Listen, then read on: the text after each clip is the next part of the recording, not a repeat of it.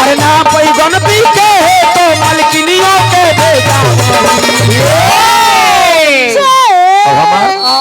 अगर हमार जजमान का बरकरार तो हमरा जजमान का ना चलो तो हम पटनिया के भेजे भाई महतवान के भेजा कहाँ गइल तू बैठा पहले व्यास के बुलाएं बैठा हम उप मुखिया साहब जो भिटनिया पंचायत के बानी बड़का भैया के ओर से मेन से सिट हो रहा है हमरा वही ना गलत बात है हरियर का मतलब बेस्ट वही गलत बात है अगर हम केकरा पर बोलब केकरा पर कमेंट करब आयु ले तो पिछला का खत्म हाँ आ जा राहुलवा के मैया आज सब हला काने गबड़ा देत बा पिछला को जगह काला कोट है अब वो कहाँ गेल बा जगह दी घर अब वो कहाँ गेल बा वो भाटा पर के नेवरिया ओरे महाराज वो बड़ी दारू पी ली गुजरला ही है झाल ढोलक बंद काहे हाँ काहे बंद ओहो काहे बंद अच्छा ठीक हेलो हेलो बाबू शांत रहो थोड़ी देर ध्यान दीजिए मालिक तनका ओनो होके बोला ना सिटी मारे ताए हो जाए ब्यास है ना व्यास पूरा पागल है हां आगे जाके ब्यास के तो पहला नंबर ब्यास गद्दी का आता है अपना घर छोड़ के दूसरा घर झाकना बाउर बात ये ब्यास के काम नहीं मोगा के काम ये सब गुंडन के काम अपना घर और कहता रहा हम छोहड़ा लेके आयल बने ठीक बा तू छोहड़ा लेके आयल बड़ा टीवी लेके चलो हमार दल में देखो छोहड़ा चबाए वाला मरद बा तने अपना छोड़ा के दे दो चबाले तनी स्वाद बुझले छोड़ा के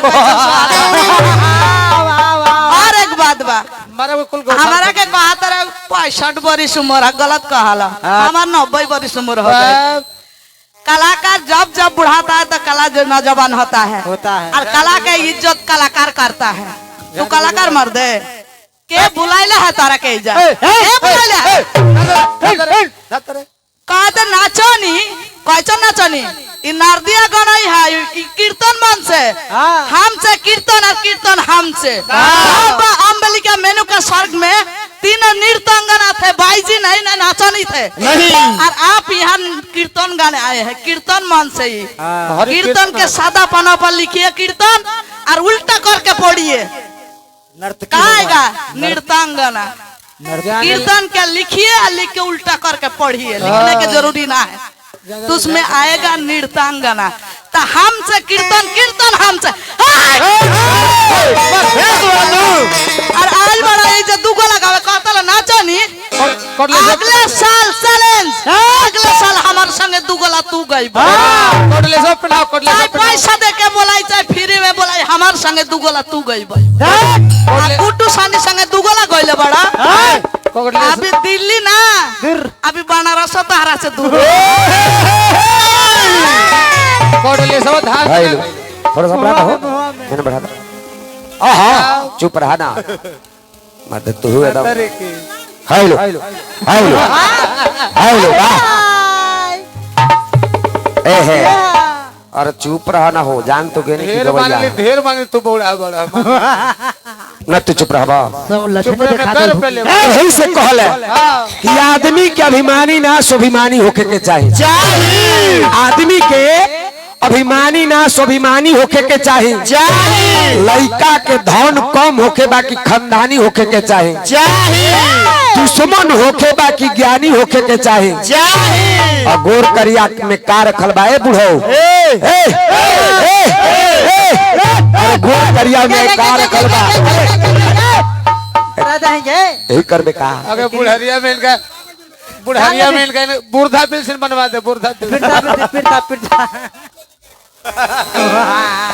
माइक में आवाज आ रहा गलत बात ना हंसी मजाक होके गलत बात ना बार बात ना होके बहुत बढ़िया अभी सुनो नहीं अच्छा नमोधार भैया अशोक भाई बैठले बनी अच्छा ये फागुना गले भी बसंत पश्चिम ने चढ़ले भैया बौड़हवन मरतो ना थी बौड़हवन अगर मर जाता थी तो ब्राह्मण के ना खिया के कुकुरे के 2-4 गो खिया आज हमरा मंटू भाई इतना सजन को जुटैले इतना खर्च कैले। अरे महाराज ना अगर पुण्य तिथि के अगर कहानी मालूम है तो हमरा से फोन पर पूछ लेता। कितना बढ़िया के पुण्य तिथि के कहानी आखिर आओ आगे वो जगह है। हम कहने की पुण्य तिथि काहे मनावल जाला हम कहानी सुनाई नहीं। आखिर आगे ओकरा बढ़ा दी तो यो न पता है। ए भैया वो सब चाय लग बनी जाए वो सब ऊपर। अरे तू 3000 ना 4000 पैसा कमाए के आओ तरीका हवा।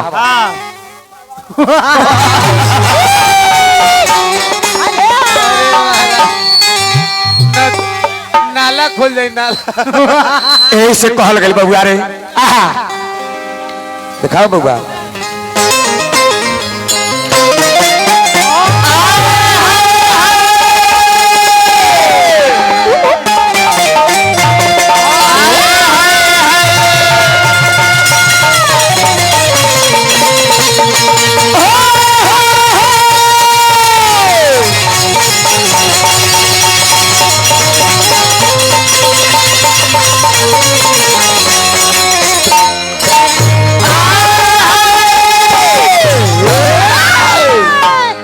मान की न चिंता अपमान की न चिंता।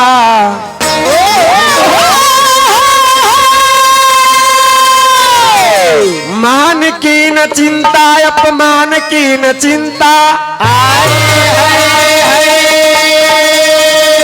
चिंता जो दूसरे को रखता इंसान है। देता प्रकाश रवि चंद्र इस दुनिया को। धरती पबूंद बरसाता आसमान है।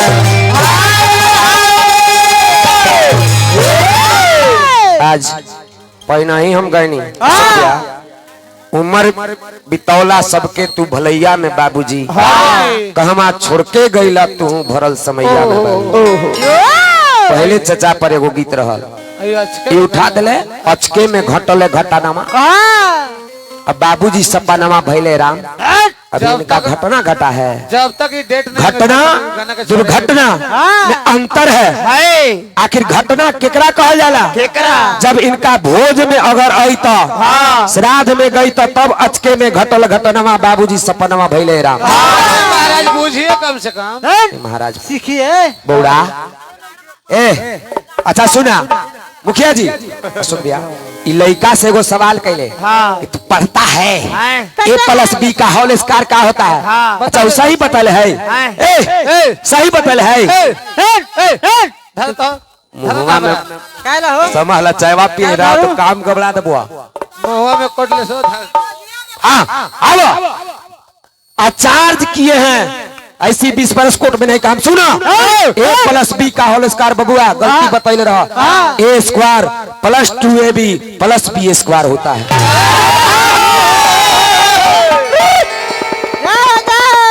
तोरा से अगर पूछ कि A-B के होल स्क्वायर का होता है बताइए बतावा गाड़िए फट जाए।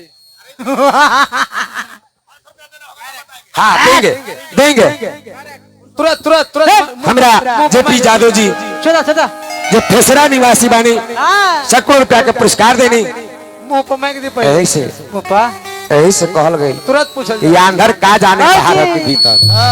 ये अंदर का जाने बाहर है कि भीतर। सोनार चीन जाला सोना है कि कुकुर पर अगर कितनों किरासन छीड़ देबा तो कुकरा समझे कि छीटल है। बिहायवन के अथियों में ना लाज होला। बिहाया हमें। अच्छा रामनाथ भैया उनका मुंह छोड़ा मुंह इतना सुंदर बा कहे लायक ना कहा तो बड़े कि उमाकांत सीखे के होई। बैजू बाबरा से अशोक भैया पूछा गया तुम कितना आखिर संगीत जानते हो। कहा कि समुद्र में छड़ी को डुबा दीजिए और जो बूंद गिरेगा उतना भी मैं नहीं जानता हूँ। तो कलाकारी तो जिंदगी भर सीखे के है। निमन निमन बात करी। कहा तो बड़े कि है महाराज जय बोल दे समय हो जाए तो हम तो 1.5 घंटा का है। हमारा गुरुजी का नाम है कि अगर बैठले बेटा पैसा मिल रहा है तो कमाना क्या जरूरी है। कमाए के जगह हाल बेटवा पुरान सोवे बाबू माई पर पहले भजन